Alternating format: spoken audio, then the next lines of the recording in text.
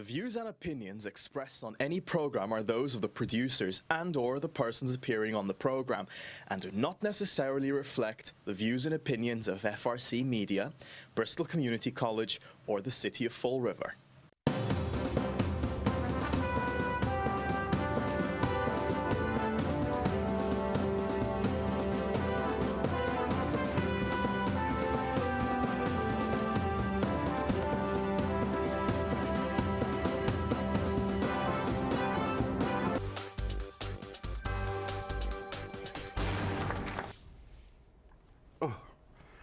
That was a bang-up job, Mr. Mayor. Thanks for the intro. Hi, welcome to Spindle City Straight Talk. I'm CJ. And I'm Chip. And we had to have a little fun with that. In case some of you didn't recognize that clip, that was provided by Fall River Government Television. And it's from the mayor's commercial here in Fall River. Very interesting that that was made before the allegations came out. But it was quite interesting, to say the least. You have to laugh at it. You really do, Chip. You know. Well, at least we know he's practicing. So, but, it's practice is always good. I would say. But well, we had a guest scheduled, and City Councillor Correia, and he has been advised by the police and by council, I guess, to not discuss anything or engage in any conversation that may relate to the incident that's been all over not only the local news, but national news and even international news. So Fall River has now not just become the laughing stock of Massachusetts, we're basically on our way to becoming a laughing stock of the world, thanks to the mayor. So, and it's rather ironic because since we don't have a guest today, this is gonna be kind of a commentary show. We're gonna go over everything, and we're gonna begin with what happened yesterday on one of the most solemn days that the United States has. Obviously, you know, December 7th is a day that will always live in infamy, and 9/11 is another day that you know, every American for the rest of time should be taking pause and reflecting on what happened on that day. And unfortunately, again, Fall River didn't do it right, and I'll let CJ fill you in on what we have heard. It's not only what we've heard, it's what we've actually seen and confirmed. On Wednesday, September 10th, the governor of Massachusetts, Governor Deval Patrick, issued an order, not a request, an order, that went out to every city, mayor, and town administrator in the 351 cities and towns of the Commonwealth of Massachusetts, ordering all flags to fly at half-staff from midnight, from sunset on September 10th until sunset on September 11th, in memory and in honor of the 9/11 victims. Fall River did not do that. The mayor of Fall River failed to honor those people who gave their lives in a terrorist act in this country. And it wasn't until the mayor's office received numerous phone calls and Ann O'Neill Souza started, you know, providing defense for why they weren't done. From, we didn't see the memo, we never got the memo, we don't know what happened. You know, you don't have to be a brain surgeon to know what September 11th is. But then again, you know, maybe September 11th doesn't mean anything to the 6th floor, to the mayor's office, or to his staff. But it wasn't until 3 o'clock in the afternoon that the flags finally went to half-staff in Fall River, which I find an insult to the people of Fall River, an insult to the Commonwealth of Massachusetts, and more especially an insult to the families of the victims of the 9/11 terrorist attack. I firmly believe that the mayor needs to come out and publicly explain what happened and give us a truthful explanation, Mr. Mayor, not one that is just politically correct. And let these people know what happened.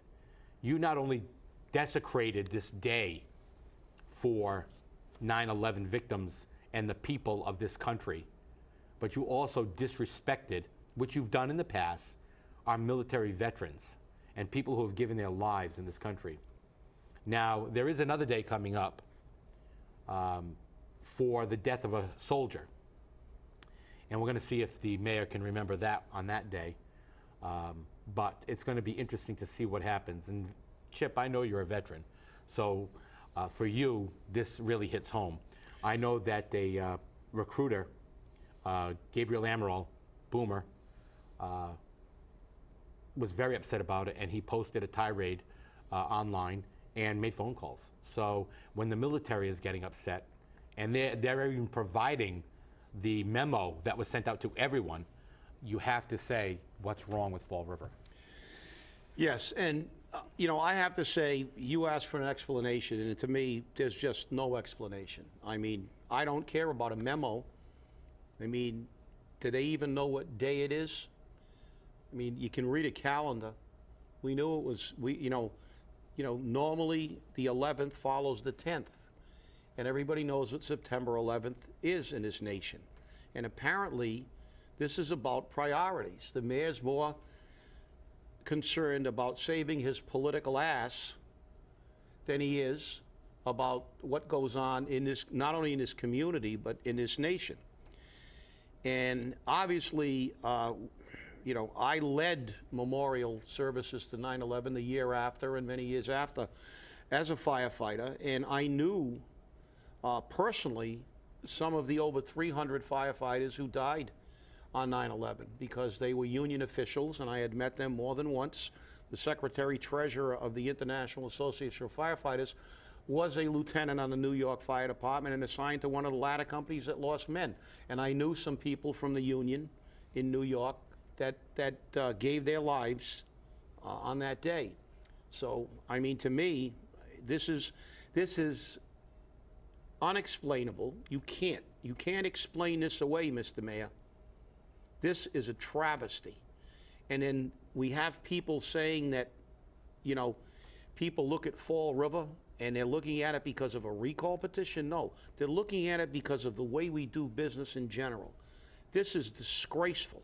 I mean, it is absolutely inexcusable. And your chief of staff trying to explain it away just compounds something she's already done. She was at the city council, in the city council chamber, and she was making gestures toward the president during citizens' input when people were talking, especially Jordan Sylvia. And then she denied it. She said, I was not at the city council meeting. Again, a half-truth. Does anybody in your administration know how to actually tell the truth? We have video of Ann O'Neill Souza in the council chambers during citizens' input. So now we're going to tell a half-truth because you leave before the council meeting begins and you say, well, I wasn't there, I didn't go to the city council meeting. Well, the issue that was being discussed took place during citizens' input before the meeting. So again, political spinology, half-truths, and you wonder why people want to get rid of this administration. There's no transparency. There's not even the slightest impression that there's truth coming out. And the fact is, it just continues to go on and on and on. You've changed your story about the incident numerous times, and it's just getting to the point where, forget it. Let's just. And you called for an investigation. You didn't call for an investigation. I'll turn that back over to CJ to tell everybody what we found out about your call to be investigated for an investigation. Well, it's interesting because we had already spoken about this prior to today's show, and we actually spoke about it before the mayor announced that he was asking for a special investigator and calling on the district attorney to hire a special prosecutor.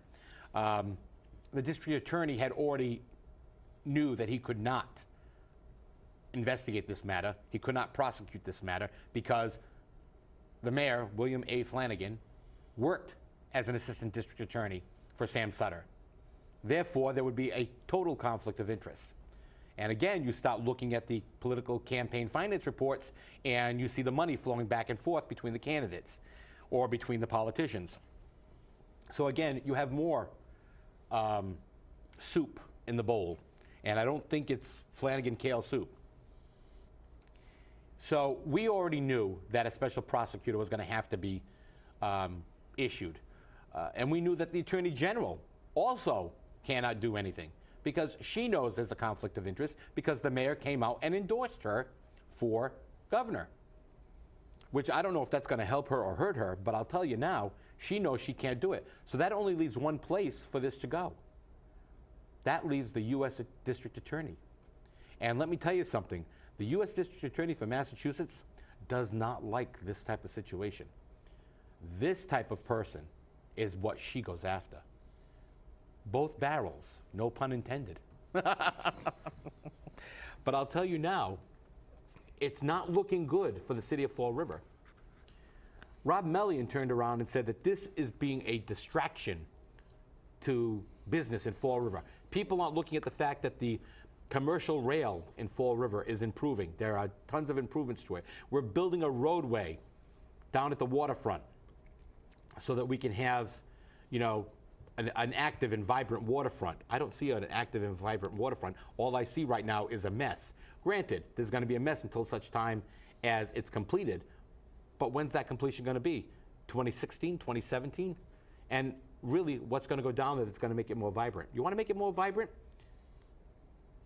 Let people go down there and have the kitchens on wheels, as I call them, the mobile kitchens. Let them go down there and sell their product instead of having to jump through hoops with the Friends of Heritage State Park, or jump through hoops with the state, or jump through hoops with everyone else. Let there be something down there for people to want to enjoy. But again, we don't do things that way because our friends need to be politically repaid. And that's what happens here. It's an absolute crapshoot in Fall River. If you're in the right political camp, you're all set. If you're in the wrong political camp, you're up to your knees. Well, you know that Mr. Mellion is one of my favorite people. Yes, I believe he's your messiah, isn't Yeah. You know, he has a job to do, and I understand that. But it seems that his job is to completely distort reality. There seems to be this perception that we have a vibrant waterfront. What do we have on the waterfront, really? Think about it.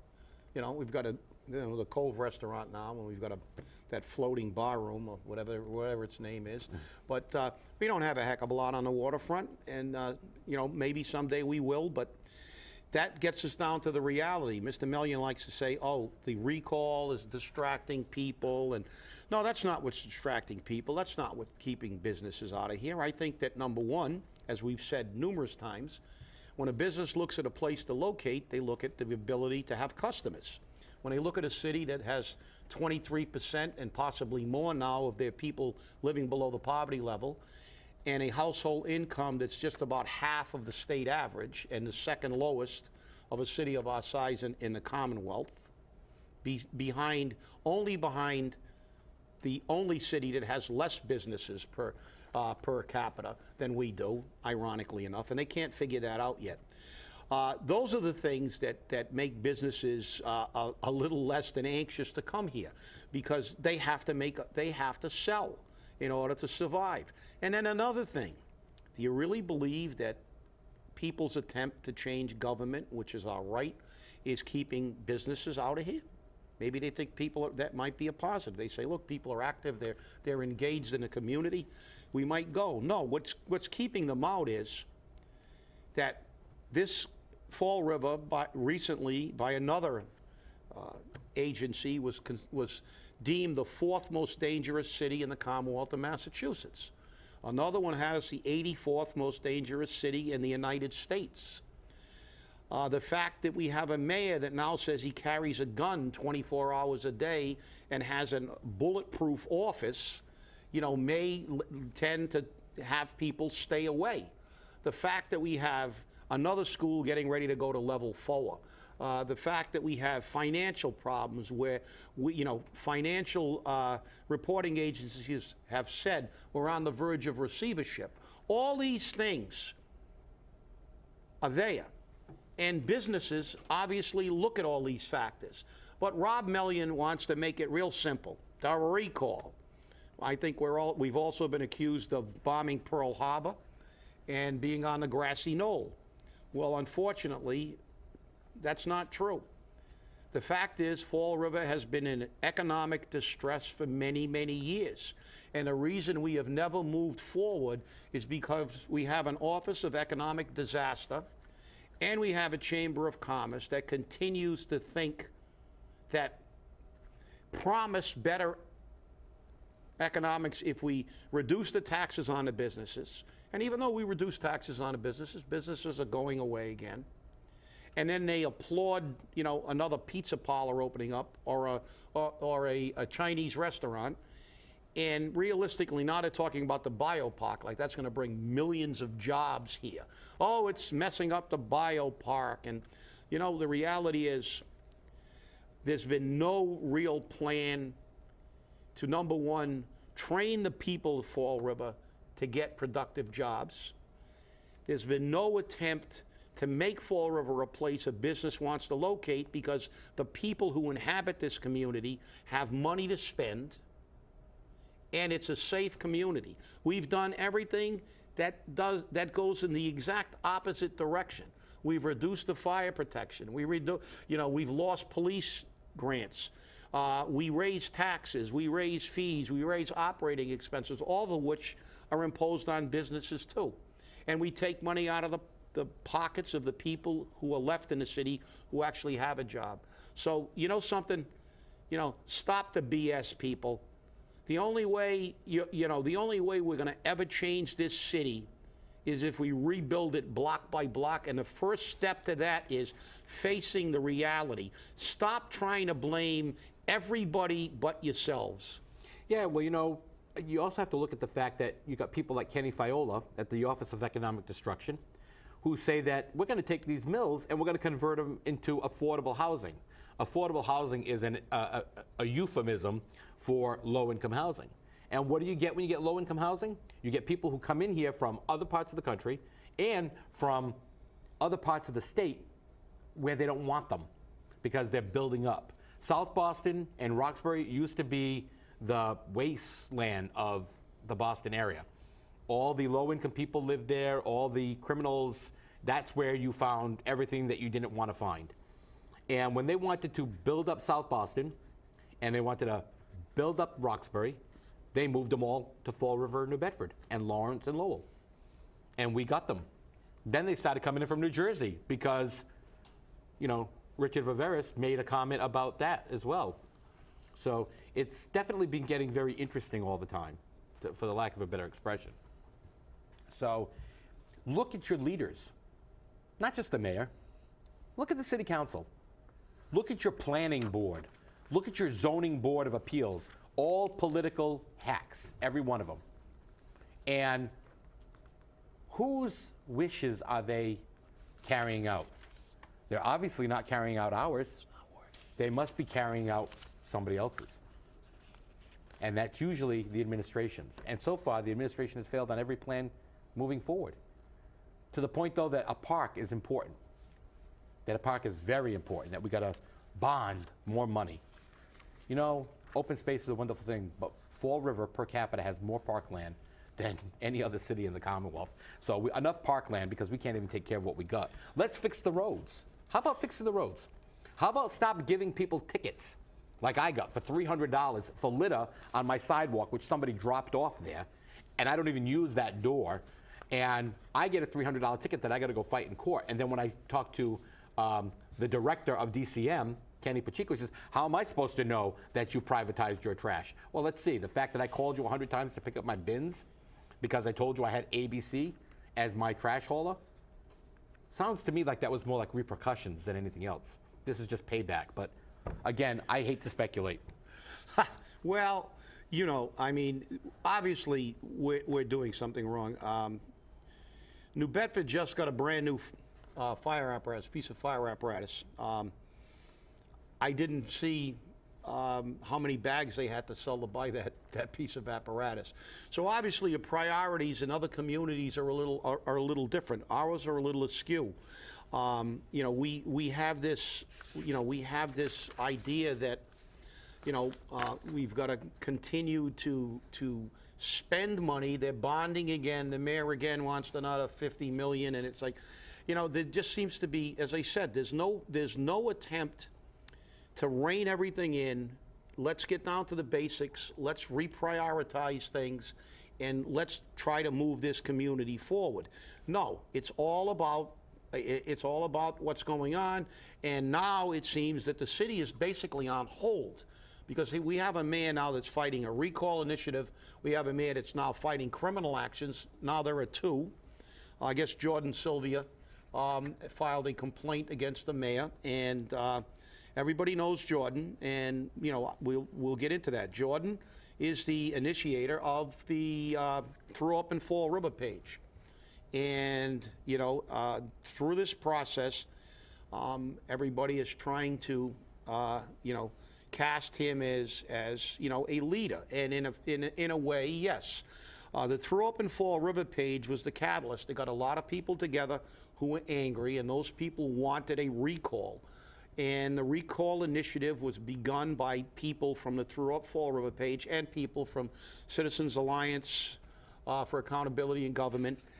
And let me just say this, because it's a political tactic, just as Ann O'Neill Souza saying she wasn't in the council meeting and using a half-truth. It's a tactic to attack people. They're attacking Jordan right now personally, and they've threatened him. And that's completely separate from the recall movement. But it's a tactic. They want people to, they want to identify him and try to disparage him, and then disparage the entire recall process and the recall organization. Let me say this. The recall, the committee to recall William A. Flanagan is a coalition of people. There are no real leaders. There are people who have strengths in certain areas, and those people are being used. I am the spokesman because, you know, I was asked to do it because I've dealt with the media for many, many years as the president of Firefighters Union. We do this show. CJ does his part with media coordination because it's a strength, and everybody does their part. But they continue to try to make it like he is the leader, and everybody is just like him. Well, there's nobody like him. He's an individual. There's nobody like CJ, and there's nobody like me, and I'm sure the mayor will agree on that. But the fact is that we have a bunch of people from all walks of life with all different you know, personalities. Some are aggressive, some are introverted, some are vocal, some are quiet, but we all have one thing in common. We don't believe that the city of Fall River and its mayor are being led in the right direction, and we want to change this. So let's just set the record straight. And what's happening to Jordan now is an attack on him and his family. You know, the reason for that attack is because he was part of this recall movement. We have all been attacked to some degree. Jordan, however, has been attacked to a much higher degree. He has been, he alleges that he feels as threatened as Jasiel Correia did. So it goes, you know, it stands to reason that obviously he felt compelled to do what he's doing. But let's remember one thing. Let's get back to the basics on the recall. The recall is about changing the government. It's about getting rid of a mayor who we feel has not done his job, has lied time and time again, and has run this city into financial ruin, and it's based on what on just that factor. So let's not deal in personalities, because that's what they want to do, to divert attention away from the job that the mayor's doing. So let's just remember what this is about, and let's just remember that right now the mayor's spending more time covering his political butt than he is running the city, as can be attested by what happened on 9/11. Well, you know, and to spin off a little bit here and split, I called this morning to the Board of Elections, and I asked to speak to Liz Camara, the election commissioner. And I asked her, have you started again with counting the petitions and the signatures? And she said no. She doesn't have the time. She will try to find time and get at least one person on it for a couple of hours every day, because she has to get the results of the primary election off to the state and be postmarked by tomorrow. That's okay, that's fine. But again, I have to ask, why wasn't assistance ever requested of the state to help with this whole process? The Secretary of State's office said all that the Fall River Board of Elections had to do was request assistance. And that assistance was never asked for. And I know that people called and called and called and called and called. And I'm not saying that this is deliberate. I've seen the amount of staff she has. I've seen the amount of people in that office, and they are overworked. And they're not going to approve overtime, and they're not going to approve extra people to go certify those signatures because, number one, we can't afford it, and number two, it's really not a priority for them. But it is a priority. This is a time-sensitive matter. And every day that these signatures are not certified, every day that goes by with no input whatsoever from the Board of Elections on how many have been certified so far, is another day that goes by and drags this out further and further. And that's not acceptable. So, we need to make sure that the people know what's happening in regards to what's going on in your election commission's office. I think that's very important. No, you're right. And as I said, it seems that, and she has, as you said, she has a reason. And we know she's short of personnel, and they have to do this. But then it does beg the question, if help was available, why won't you utilize it? Because obviously there's pressure not to speed this process up. The entire idea is to delay this until it makes a recall election not feasible because it's too close to the next election. And with that, as I said, he's hired one attorney, now he's hired another attorney. And I hear, by the way, that he is an extremely good attorney. He represented Whitey Bulger's girlfriend. Yes. And I've heard, I have to confirm it, but I would really like to see it. Somebody's going to send me a picture. They said in his office he has a picture of Scarface. I can confirm that. I can confirm that. I saw that picture. I saw him sitting down with Al Pacino looking down right on him, Scarface. I guess this guy is a mob lawyer. I don't know. I mean, well, you know what? And he is. I will say I have spoken to some of attorneys I know who are quote unquote classified as super lawyers. Yep. In the state, and he is one of them. And obviously, the mayor has the right to get the best counsel he can possibly afford. But my problem with that is it's not him that's affording it. He's using his money from campaign funds to do it. Yeah, and one of his lackeys made a comment on Facebook, which, I thought very interesting. He said, "Don't worry about how much money we raise, because there's plenty of money to pay for the lawyers." I want to know where that's coming from. That's the first thing. And the second thing is, yesterday was a very interesting day because all the pages that were out there to support the mayor, the Keep Flanagan page, Keep Flanagan committee page, the No on Recall page, all these pages that were created to support the mayor, all of a sudden changed and said that the Keep Flanagan committee is a volunteer organization and is not endorsed nor authorized by Mayor William Flanagan. And the other pages did the same thing.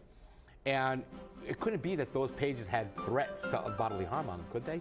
I don't know. But they went dark, and then they came back all cleaned up last night. So sounds like we're all done for the afternoon. And you have a great day, and we'll see you again next week, unless we have a special episode. So thanks for watching. Keep the info coming. Stay active and stay informed.